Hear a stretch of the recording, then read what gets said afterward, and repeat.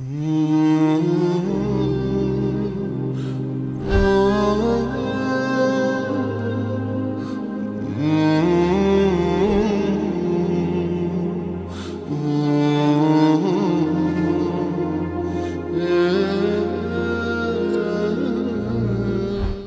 چیزایی در دوره سال واجبات عینیه است، واجبات کفاییه است.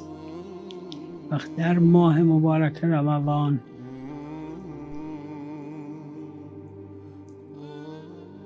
اون مقدمات وجود بیشتر آماده است، بیشتر هست.